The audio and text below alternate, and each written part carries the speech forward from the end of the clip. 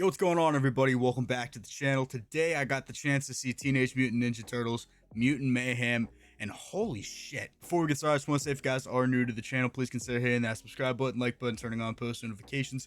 Whatever you guys want to do to support the channel, I would greatly appreciate it. So, I walked into this movie with absolutely zero expectations. I didn't grow up with the Teenage Mutant Ninja Turtles. I had no affiliation with them. I knew characters, like I knew Splinter, I knew pretty much all the names of each and every one of the turtles, but I didn't know like any previous storylines that they had established or anything of the sort. So, to my surprise, I loved this movie. The world, the characters, the modern edge thrown into it, everything in this movie is fantastic. Now, I'm hearing a lot of comparisons being thrown around like this is going to be the next Into the Spider-Verse or Across the Spider-Verse, and that comparison is very much well deserved. I'm not ready to say that this is as good as Across the Spider-Verse yet, but it has the potential to lead up to something where these two franchises are going to be neck and neck in terms of top quality animation. I thought the voices for the Turtles were absolutely perfect. I mean, like I said, no affiliation with this series beforehand, but I had heard the complaint that the teenagers were kind of missing from the Teenage Mutant Ninja Turtles for the longest time now. I don't think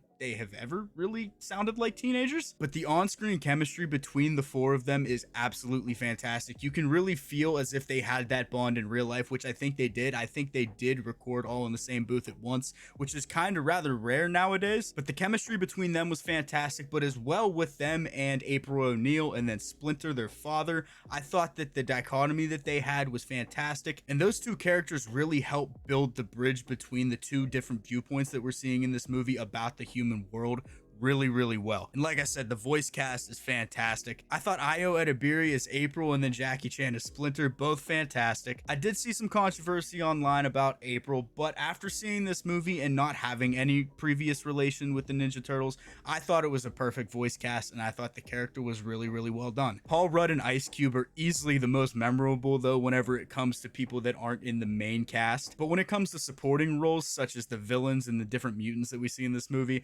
Paul Rudd and Ice Cube steal the cake. Honestly, they are fantastic in this movie. Paul Rudd was so funny, but the rest of the cast is also fantastic for the little screen time that they had. There were some characters and actors that I was expecting to see more of, just based on the stature that some of these actors hold, but no, they only had a few lines in some cases. So I was pleasantly surprised to see them in those roles, and then I was like, oh well, now it's gone. Like I said, I wasn't really into the Teenage Mutant Ninja Turtles growing up, so I took a friend who was into the Teenage Mutant Ninja Turtles growing up. They had an absolute blast with this movie. They thought it was a lot of fun. They ended up really loving it, and they had a lot of fun pointing out all the different references and the Easter eggs that I would have missed if I hadn't brought him. Moving on to Seth Rogen. Seth Rogen knows what he's doing whenever it comes to comic book material such as this. I mean, with this, The Boys, Invincible, he continues to prove that he can bring a modern touch to these IPs. And with this story in particular, the teenagers feel like they are ripped directly out of modern day. Like